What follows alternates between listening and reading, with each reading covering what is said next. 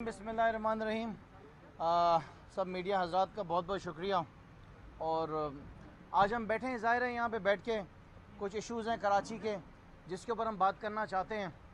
और हम बड़ी उम्मीद रख रहे थे कि इस सूबे का जो कि वज़ीर आला हैं, जिनको हम नालायकी आला कहते हैं, हमने ये सोचा कि शायद इस दफ़ा जो है अपनी बजट स्पीच के अंदर कुछ बेहतर बजट बन जाएगा, कुछ बेहतर ऐसा निज़ाम आ जाएगा जिसके तहत हम ये कह सकेंगे कि पाकिस्तान पीपल्स पार्टी जो है वो 14 साल इक़्तिदार में रहने के बाद, 5 दौर अपने पूरे करने के बाद शायद इस दफ़ा पीपल्स पार्टी ने कोई बेहतर बजट बना दिया हो।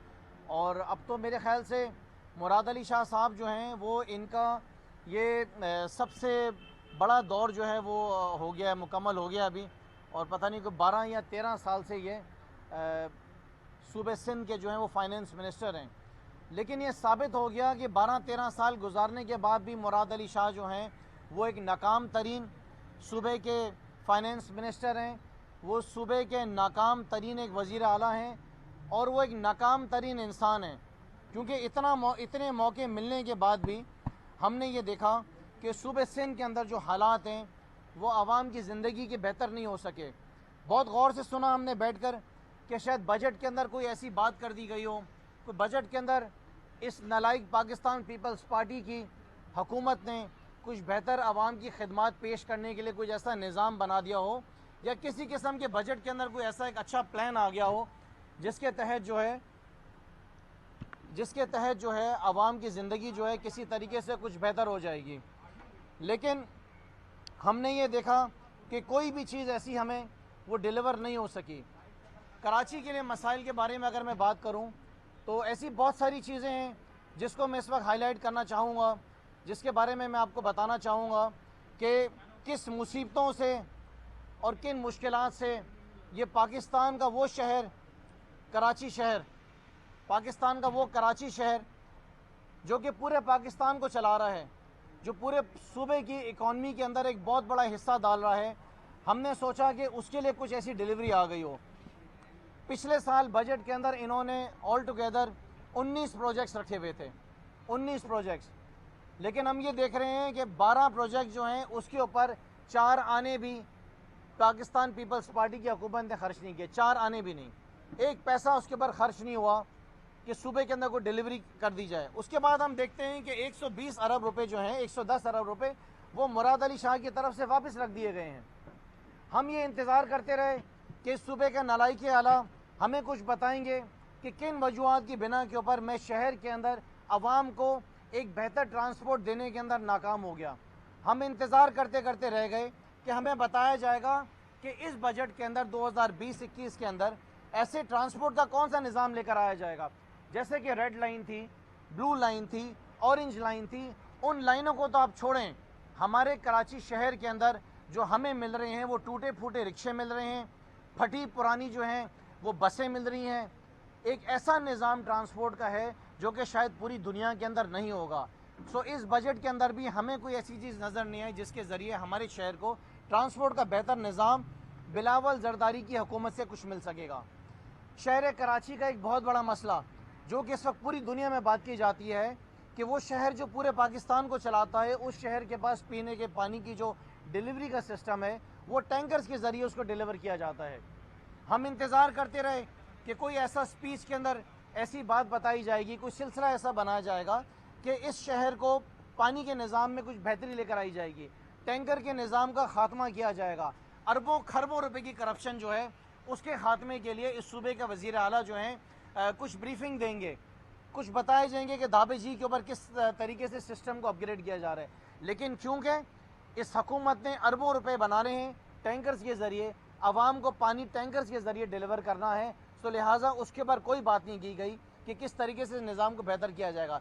लेकिन अल्हम्दुलिल्लाह जिस तरीके से ट्रांसपोर्ट के निज़ाम के अंदर पाकिस्तान तहरीक इंसाफ की हुकूमत अपनी ज़िम्मेदारी ना होते हुए भी ग्रीन लाइन मुकम्मल करने जा रही है अगस्त में, इसी तरीके से जो पानी की ज़िम्मेदारी है जो कि सूबे सिंध की ज़िम्मेदारी है उसके अंदर भी K4 का मुकम्मल वो तहरीक इंसाफ की हुकूमत करने जा रही है। लेकिन इन्होंने क्या किया, पाकिस्तान पीपल्स पार्टी ने जो राइट ऑफ वे है उसके अंदर मुश्किलात पैदा करने की शुरुआत कर दी हैं। और चीफ जस्टिस साहब से भी कल वापडा के जो चेयरमैन है उन्होंने गुजारिश की है कि जो राइट ऑफ वे के जो इश्यूज़ आ रहे हैं उसके अंदर वो भी मदद करें। उसके बाद हैरत की बात है कि 18वीं तरमीम के बाद ये पाकिस्तान पीपल्स पार्टी की सिंध हुकूमत की जिम्मेदारी है कि शहर के अंदर जब आग लग जाती है, बड़ी बड़ी इंडस्ट्री जल के राख हो जाती हैं, टेक्सटाइल मिल्स में आग लग जाती है, तो आग बुझाने का कोई निज़ाम नहीं था। 2.5 साल तक हम देखते रहे कि शहर के अंदर बिल्डिंगों में आग लगती रही, घरों में लगती रही, वो जल कर राख हो गई, उसके बाद आग बुझी। फाइनली पाकिस्तान तहरीक इंसाफ की वफाकी हुकूमत ने इस शहर कराची को 52 फायर ब्रिगेड्स दिए हैं। अब हालात ये हैं कि उन 52 फायर ब्रिगेड्स के बाद अब आग बुझाने के लिए उनके पास फोम मौजूद नहीं है, वहाँ पे ड्राइवर्स मौजूद नहीं हैं, उनको कहाँ खड़ा किया गया है, उसका निज़ाम क्या बनाया है।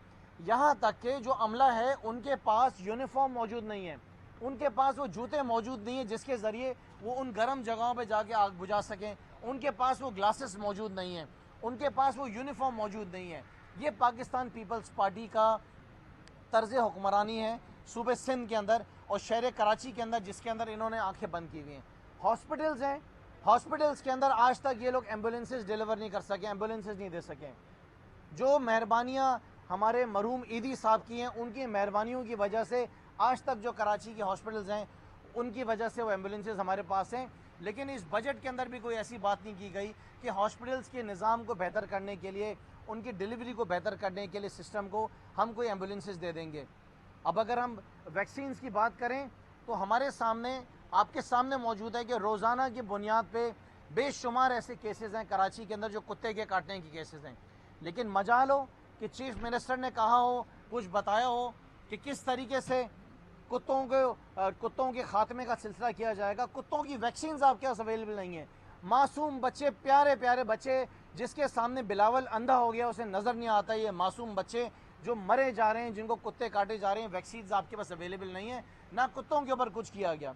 उसके बाद आज भी लाखों गैलन रोज़ाना की बुनियाद के ऊपर समंदर के अंदर जो है वो अनट्रीटेड पानी जाता है, गंदा पानी बगैर किसी ट्रीटमेंट के। पूरी दुनिया में कहीं पर ये नहीं होता ऐसा, लेकिन सूबे सिंध के अंदर ऐसा होता है कि जो गंदा पानी, जो आलूदा पानी है, वो समंदर में चले जाता है।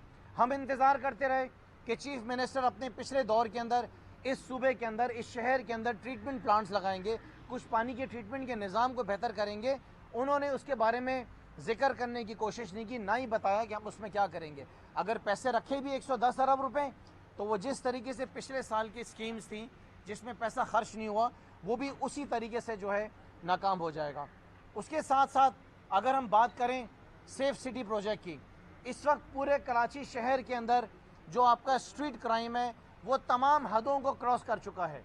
रोज़ाना की बुनियाद के ऊपर मैं अपने सहाफ़ी भाइयों को बताना चाहूँगा, हज़ारों की तादाद में शहर कराची के अंदर लोगों की मोटरसाइकिल छीनी जा रही हैं, लोगों की गाड़ियाँ छीनी जा रही हैं, लोगों को गाड़ियाँ, मोटरसाइकिल और उनके पर छीनते हुए कत्ल किया जा रहा है। कल रात को कराची के अंदर वाक़या हुआ है जिसमें मियाँ बीवी 6 महीने का बच्चा गाड़ी के अंदर गोली मारी, 6 गोलियाँ मारी, खातून के सर के अंदर जाके गोली लगी, वो हॉस्पिटल में अपनी ज़िंदगी की आखिरी सांस ले रही है। 6 महीने का बच्चा आगे गाड़ी में जाके गिर गया तो वो बच गया और उसका शौहर भी ज़ख्मी है। ये पूरे शहर कराची के हालात हैं जो कि हम देख रहे हैं, हमारी जो स्ट्रीट क्राइम के हालात हैं। ये इसकी तादाद अगर आप देखेंगे तो ये दिन ब दिन बढ़ती जा रही है, कम नहीं हो रही। हमें नहीं मालूम कि इस सूबे के नालायक आला ने अपना क्या प्लान बनाया है स्ट्रीट क्राइम के ख़ात्मे के लिए, हमें कुछ नज़र नहीं आ रहा है। जो SHOs लगे हुए हैं, जो SPs लगे हुए हैं, जो DIGs लगे हुए हैं, वो वही DIGs और SSPs और लगे हुए हैं जो कि उनको खुश कर सकें, जो उनकी बात सुन सकें, जो कहेंगे, आप अल्फाज इस्तेमाल करेंगे कि लाडले अपने लगाए गए हैं। सो इस बजट में शहर कराची की स्ट्रीट क्राइम के ख़ात्मे के लिए और सेफ सिटी के लिए भी किसी किस्म की कोई बात जो है वो नहीं की गई। उसके बाद हम इंतज़ार करते रहे कि शहर कराची के जो सैनिटेशन के निज़ाम को बेहतर करने के लिए कोई बात की जाएगी, कोई पैसा ख़ास तौर पर उसको डेजिग्नेट किया जाएगा कि शहर कराची को एक साफ़ सुथरा शहर बनाने के लिए, क्योंकि दुनिया में तो अब दुनिया के 10 बदतरीन शहरों के अंदर कराची शहर का नाम आता है। तो मैंने सोचा कि मेरे शहर कराची के लिए कुछ बताया जाएगा पाकिस्तान पीपल्स पार्टी की मिनिस्ट्रीज़ की तरफ से कि हम किस तरीके से शहर कराची को साफ़ सुथरा करने के लिए सफाई सुथराई का निज़ाम लेकर आ रहे हैं, जैसे कि पेशावर में है, जैसे कि कोयटा के अंदर है, जैसा कि इस्लामाबाद में है, जैसा कि लाहौर के अंदर है। लेकिन मेरे शहर कराची को साफ़ करने के लिए इस नालायक आला के पास कोई प्लान नहीं है। जो गाड़ियाँ चाइना की तरफ से ख़रीदी गई थी वो गोडाउनों के अंदर गल सड़ रही हैं, वो गल सड़ रही हैं, उसका कोई किसी किस्म का प्लान नहीं है। आज भी हमारा पूरा शहर जो है गली कूचों के अंदर आपको कचरा नज़र आएगा, और यही बुनियाद है जंगली कुत्तों की जो हमारे बच्चों को काट रही है। सो अंदाज़ा लगाएं कि जो वज़ीर आला इस शहर के नाले नहीं साफ़ कर सकता, जो वज़ीर आला इस शहर के कचरे को नहीं उठा सकता, जो वज़ीर आला कुत्तों का खात्मा नहीं कर सकता, जो वज़ीर आला इस शहर के अंदर ट्रांसपोर्ट का निज़ाम नहीं पैदा कर सकता, जो वज़ीर आला आग बुझाने के लिए गाड़ियों का इंतज़ाम नहीं कर सकता, जो वज़ीर आला इस शहर में बीमार मरीज़ लोगों को एम्बुलेंस फराहम नहीं कर सकता, जो मर जाएं उनको गाड़ियां फराहम नहीं कर सकता, जो सेफ सिटी प्रोजेक्ट पिछले 13 साल से मुकम्मल नहीं कर सकता, वो शहर के साथ क्या करेगा? इस हुकूमत की तो इस शहर के साथ वो सौतेली माँ जैसा सलूक है कि शहर कराची के जो रिहायशी हैं उनको किसी प्लानिंग के तहत जो है नौकरियां नहीं दी जाती हैं। हमने ये सोचा कि शायद इस दफ़ा ये वज़ीर आला बताएगा कि मैंने कराची के शहरियों के लिए इतनी नौकरियां ख़ास तौर पे मुख्तस की हैं। वो जाली डोमिसाइल के थ्रू तो जितने आने थे आ गए ना, तो चलो ये कराची के पढ़े लिखे बच्चे हैं, इस दफ़ा इनके लिए कुछ करेंगे, कोई 20, 25, 30 या 1 लाख नौकरियां देंगे। लेकिन नहीं, क्योंकि जमात 2 नंबर, चूँकि वज़ीर आला 2 नंबर, क्योंकि सोच 2 नंबर, क्योंकि प्लानिंग 2 नंबर, क्योंकि लीडरशिप 2 नंबर, तो हाँ इनकी हर कदम भी इनका 2 नंबर है। सो हमारे कराची के शहरियों के लिए इन्होंने किसी किस्म की जॉब्स की भी कोई अनाउंसमेंट नहीं की। हालात ये हैं कि इस शहर के अंदर जिस तरह लाहौर के अंदर पंजाब के अंदर KP के अंदर इमरजेंसी सर्विस हैं, कोई खुदा ना खासा इमरजेंसी हो जाए, कोई क़यामत आ जाए, कोई मुसीबत आ जाए, फ़ोन उठाएंगे, कोई इमरजेंसी नंबर मिलाएंगे 1122, वो इमरजेंसी सर्विस वहाँ पे आ जाएगी। इस शहर में किसी किस्म का कोई इमरजेंसी का कोई इस किस्म का निज़ाम मौजूद नहीं है। ये हालात यहाँ पे इस शहर के हैं क्योंकि कोई सोच नहीं है, कोई डिलीवरी नहीं है, नालायकों को रखा हुआ है। ये ज़रूरी नहीं है कि एक शख्स अगर कॉलर वाली शर्ट पहन के आ जाएगा, वो टाई लगा लेगा, वो जैकेट कोट पहन लेगा, वो अंग्रेज़ी के अंदर अपनी स्पीच डिलीवर कर देगा अपनी सिंध की कौम को, वो अंग्रेज़ी में अगर सुना देगा तो सब ठीक होगा। ये करप्ट तरीन लोग हैं, ये दुनिया के करप्ट तरीन लोग हैं। ये वो लोग हैं जिनकी किताबों में लिखा हुआ है कि ये ज़कात ST प्लॉट्स के ऊपर कंस्ट्रक्शन हो रही है। क्या वजह है कि जो कराची के लोग हैं वो कब तक इसी तरीके से सिसकते रहेंगे कि सिंध बिल्डिंग कंट्रोल अथॉरिटी एक बिल्डर को प्लॉट बेचती है, ये बता के कि लीज है प्लॉट, इसकी आप इतनी फीस दे, वो बिल्डर उस प्लॉट को ख़रीदता है, उस पर कंस्ट्रक्शन कराता है। कराची के गरीब लोग जो हैं वो अपनी खून पसीने की मेहनत से उधर अपने घर ख़रीदते हैं, अपनी दुकानें ख़रीदते हैं। बिल्डिंग मुकम्मल होती है, 2 साल बाद हुक्मनामा आते ही चीफ जस्टिस ऑफ पाकिस्तान का कि इस बिल्डिंग को मसमार कर दो, इन दुकानों को तोड़ दिया जाए। चीफ जस्टिस साहब, मैं आपके सामने हाथ जोड़ के गुजारिश करता हूँ कि उन रिहायशियों का क्या कसूर है, उन कराची के लोगों का क्या कसूर है जिन्होंने अपनी खून पसीने की मेहनत से वो पैसा लगाया, वो पैसा इन्वेस्ट करा, आज उनकी दुकानें मसमार हो रही हैं, आज उनके घर मसमार हो रहे हैं। वो पैसा उनकी मेहनत का पैसा है। काश अगर मसमार कर दिया जाए उस वक्त के DG को, काश मसमार कर दिया जाए उस वक्त के चीफ मिनिस्टर को, काश मसमार कर दिया जाए जिन जिन लोगों ने उस समरी के ऊपर साइन करे, जिनकी वजह से वो बिल्डिंगें बनी, जिनकी वजह से वो दुकानें बनी। मेरी ये गुजारिश है जैसे साहब कि उन दुकानों को और उन बिल्डिंगों को मसमार करने से वो जो गरीब लोग हैं जिन्होंने अपना पैसा लगाया है, सिर्फ नुकसान उनको हो रहा है, ना उन 2 नंबर जो हैं बिल्डिंग कंट्रोल अथॉरिटी के लोगों को कोई नुकसान हो रहा है, ना हुकूमती लोग जो इसके अंदर इन्वॉल्व, जिन्होंने करोड़ों रुपए इन बिल्डिंगों की लीज देने के लिए, परमिशंस देने के लिए लिया, जिन्होंने कंप्लीशन पे पैसा लिया, जो आज कनाडा के अंदर बैठे हैं, जो दुबई में, US में बैठे हैं अपनी जायदाद बना के, उनको कोई नुकसान नहीं है। ये मेरे कराची के लोगों को नुकसान हो रहा है। सो चीफ जस्टिस साहब, मैं आपसे गुजारिश कर रहा हूँ कि सबसे पहले इन DGs को मसमार किया जाए, सिंध बिल्डिंग कंट्रोल अथॉरिटी को, उन तमाम डायरेक्टर्स को, उन तमाम लोगों को जिन्होंने उनके ऊपर सिग्नेचर्स करी। ये मेरी आपसे हाथ जोड़ के गुजारिश है। कराची वालों की तरफ से कोई बात नहीं करता, सब डरते हैं कि शायद मार दिया, सज़ा दे दी जाएगी। सो मैं आपसे आज हिम्मत कर ये रिक्वेस्ट कर रहा हूँ कि ये उन लोगों का कसूर नहीं है, ये कसूर इन हुकूमती लोगों का, सिंध हुकूमत का, जो पाकिस्तान पीपल्स पार्टी के नुमाइंदे बैठे हुए हैं, इस सूबे का चीफ मिनिस्टर का कसूर है, जिसकी वजह से ये सारी 2 नंबर बिल्डिंगें बनी। उन लोगों का कसूर नहीं है। उसके बाद मैं ये कहना चाहता हूँ कि पाकिस्तान पीपल्स पार्टी की हुकूमत ने इस बजट में कराची के कारोबारी तबके को क्या दिया? क्या सब कुछ वज़ीर आज़म ने देना है? सारे जितनी भी रिलीफ हैं वो वज़ीर आज़म ने देनी है? सारी इकॉनमी को बेहतर करने के लिए पॉलिसी जो है वज़ीर आज़म ने देनी है? कम से कम वज़ीर आला ये तो बताता कि जो पाकिस्तान की इकॉनमी को आगे ले जाने के लिए जो इंडस्ट्रीज काम कर रही है उनको कोई रिलीफ दिया जाएगा। रिलीफ इस फॉर्म में कि उनकी गलियों की सड़कें गलियां बना दी जाएंगी, उनकी सड़कें बना दी जाएंगी, उनको पानी फराम कर दिया जाएगा ताकि उनकी इंडस्ट्री जो है वो सही तरीके से चले। 2 नंबर ज़रिए से उनको टैंकर के ज़रिए पानी ना ख़रीदना पड़े, उनके मसाइल को हल कर दिए जाते। वो कुछ भी नहीं किया गया। बुरे हाल में कराची की जितनी भी बिज़नेस कम्युनिटी है उनके लिए किसी किस्म की कोई अनाउंसमेंट नहीं की गई है। जो कुछ आपने इस लॉकडाउन के दौरान उनके साथ किया वो भी आपका जो है सौतेली माँ जैसा सलूक था कराची के साथ। कराची से खाने के लिए तो ये सारे आ जाते हैं पीपल्स पार्टी वाले, लूटने के लिए, माल बनाने के लिए, लेकिन एक दफ़ा मेरे शहर कराची के लिए इस पाकिस्तान पीपल्स पार्टी ने एक दफ़ा वापस कुछ भी नहीं दिया। दिया तो ठेंगा दिया। और ये जो 110 अरब रुपये बताएं ये मैं आज आपको लिख के देता हूँ। जैसे कि पिछले 19 स्कीम्स में से आपकी 12 स्कीम्स में 1 रुपया खर्च नहीं हुआ। एक दफ़ा वापस ये 110 अरब रुपये में से आप देखना 70% पैसा ये खर्च ही नहीं करेंगे और बातों के अंदर ये अपना वक्त गुजार देंगे। उसके बाद 2 इदारे और जो पूरे करप्शन के अंदर डूबे हुए हैं, कराची वाटर सीवरेज बोर्ड और KDA, ये 2 वो इदारे हैं जो कि कराची वालों को हर एंगल से लूट रहे हैं, जिसके अंदर सूबे सिंध की जो हुकूमत है वो खामोश बैठी हुई है। जो खामोश बैठी हुई है इसका मतलब ये है कि वो उसकी हिस्सेदार है, वो उसकी हकदार है, वो माल बना रही है, उसके ज़रिए बैंकों में पैसा आ रहा है। मैं सवाल करना चाहता हूँ कि हमारे कराची के जो ST प्लॉट्स हैं जिनके ऊपर पार्क्स बनने थे, जिनके ऊपर खेल कूद के मैदान बनने थे, जिसके ऊपर जिम्नेजियम्स बनने थे, जिनके ऊपर स्विमिंग पूल्स बनने थे, वो आज उन पार्कों के ऊपर बिल्डिंगें क्यों बन रही हैं? पकड़ें जाके KDA के ज़िम्मेदारान को जो कि लीज़ दे रहे हैं, जो कि परमिशंस दे रहे हैं। कब तक ये सिलसिला कराची शहर में चलता रहेगा? मुराद अली शाह साहब, इस शहर के अंदर जितनी मुसीबतें हैं हर मुसीबत के ज़िम्मेदार आप हैं। अगर आपके अंदर ज़रा बराबर भी शर्म हो वज़ीर आला साहब तो आप अपनी पोजीशन से रिज़ाइन कर दें, बिकॉज यू हैव फेल्ड।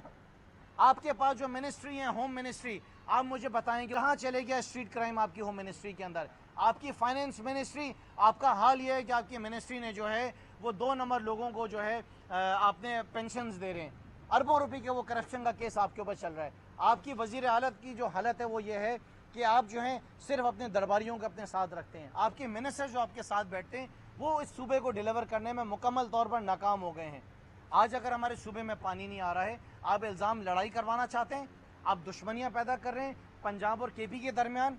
आपको शर्म नहीं आती है? आपके खुद साथ में बैठे हुए लोग, आपके रिश्तेदार, आपके जो हैं मिनिस्टर्स, वो अपनी ज़मीनों के ऊपर पानी सारा उन्होंने शिफ्ट किया हुआ है। जो आबादगार हैं वो रो रहे हैं, वो सड़ रहे हैं। आपकी तो डिलीवरी हमें कहीं नज़र नहीं आ रही, आप चुप करके बैठे हुए। आपने आज तक सवाल किया बिलावल की फप्पो से कि क्या वजह है कि हेल्थ मिनिस्ट्री की नाकामी की रीज़न क्या है? पूरे सूबे के BHUs के क्या हाल हैं? आप कहते हैं कि पूरे सिंध से लोग कराची के अंदर आते हैं, तो इसी वजह से तो आते हैं कि लड़काना, नवाबशाह, दादू, सेवन, इन इलाकों के अंदर कुछ निज़ाम ही नहीं है आपका सेहत का। अभी 2 दिन पहले एक जो है मोटरसाइकिल के ऊपर एक जो है बच्चे को, ज़ख्मी बच्चे को लेकर आया जा रहा था। एक औरत, ज़ख्मी औरत, वो भैंस जो है, जिस गाड़ी के अंदर भैंस को लेकर आ रहे थे, उस गाड़ी के अंदर औरत जो है भैंस के पैरों के साथ मुंह अपना रखी यहाँ पर आई क्योंकि एम्बुलेंस मौजूद नहीं थी। सो लिहाजा आज की जो हमारी प्रेस कॉन्फ्रेंस थी उसका मकसद ये था कि हम मुल्क भर के लोगों को बताना चाहते हैं कि पाकिस्तान पीपल्स पार्टी किस तरीके से सूबे सिंध के अंदर तबाही मचा रही है। एक तरफ तो करप्शन की तबाही, दूसरी तरफ लोगों को जो डिलीवरी है, जो बेसिक नेसेसिटी जिसको कहते हैं, जैसे कि पीने का पानी हो गया, जैसे कि बच्चों को स्कूल में तालीम हो गई, जैसे कि हस्पतालों में सेहत का निज़ाम हो गया, जैसे कि लॉ एंड ऑर्डर के हालात हो गए, इसके अंदर तबाह कर दिया आपने सूबे सिंध को। सिंध के लोग आपसे बेजार हो गए हैं, सिंध के लोग आपसे छुटकारा हासिल करते हैं। 2 नंबरियों से आप इलेक्शन जीत जाते हैं, इसका मतलब ये नहीं कि सिंध के लोग आपसे खड़े हुए आपके साथ।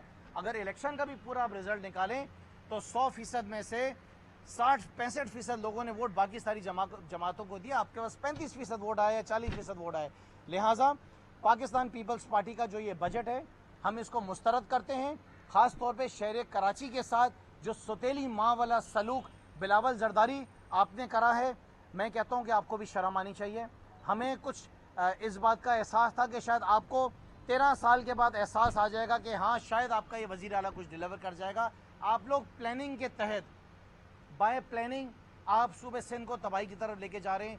और आपकी नफ़रत से एक हमें समझ में आ रही है कि क्योंकि पूरा पाकिस्तान तरक्की कर रहा है, पूरा पाकिस्तान आगे निकल रहा है, पाकिस्तान की इकॉनमी बेहतर हो रही है, पाकिस्तान की टेक्सटाइल इंडस्ट्री बढ़ रही है, पाकिस्तान के अंदर स्टॉक एक्सचेंज आगे जा रहा है, डॉलर नीचे आ रहा है, वज़ीर आज़म की पूरी दुनिया में तारीफ़ हो रही है, कोविड के दौरान वैक्सीन फ्री मिल रही हैं। तो आप चाहते हैं कि अगर कराची को डिस्टेबलाइज़ किया जाएगा तो ऑटोमेटिकली पूरे पाकिस्तान की इकॉनमी इफेक्ट करेगी, उसके ज़रिए शायद आपकी ज़ात को कुछ फ़ायदा हो जाएगा।